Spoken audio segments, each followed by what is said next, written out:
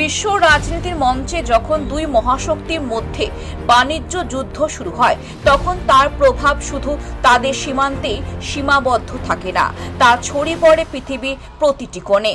আজকে খবর সেই যুদ্ধের, যেখানে যুক্তরাষ্ট্রের প্রেসিডেন্ট ডোনাল্ড ট্রাম্প ও চীনের প্রেসিডেন্ট শি জিনপিং একে অপরকে চ্যালেঞ্জ জানাচ্ছেন। এই যুদ্ধের শুরুর পেছনে রয়েছে বাণিজ্যিক স্বার্থ, অর্থনৈতিক প্রতিযোগিতা এবং আন্তর্জাতিক সম্পর্কে জটিলতা। কিন্তু প্রশ্ন উঠছে, কে আগে হার মানবে, ট্রাম্প নাকি জিনপিং? 2018 সালে ট্রাম্প প্রশাসন চীনের বিরুদ্ধে $60 বিলিয়ন মূল্যের পণ্যের ওপর শুল্ক আরোপ করে।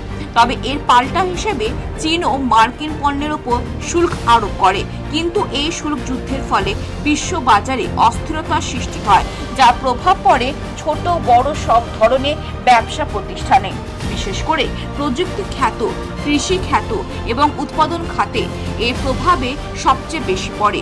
অন্যদিকে চীন, যা বিরল ধাতুর অন্যতম প্রধান সরবরাহকারী, সেই দেশের প্রেসিডেন্ট শি জিনপিং সম্প্রতি একটি বিরল ধাতু প্রক্রিয়াজাতকরণ কারখানা পরিদর্শন করেন এবং এরপরই পিপলস ডেইলি পত্রিকায় এই ধরনের ধাতু রপ্তানি বন্ধ করার সম্ভাবনার কথা উঠে আসে।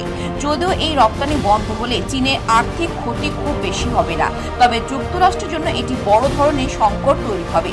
তবে এই বাণিজ্য যুদ্ধের ফলে আন্তর্জাতিক সম্পর্কে টানাপোড়েন সৃষ্টি হয়েছে এবং ভারতের মতো দেশগুলো যারা যুক্তরাষ্ট্রে জিএসপি সুবিধা হারাচ্ছে, তারা এই পরিস্থিতিতে কিভাবে প্রতিক্রিয়া জানাবে তা এখন দেখার বিষয়। রিপোর্ট, খবর বাংলা।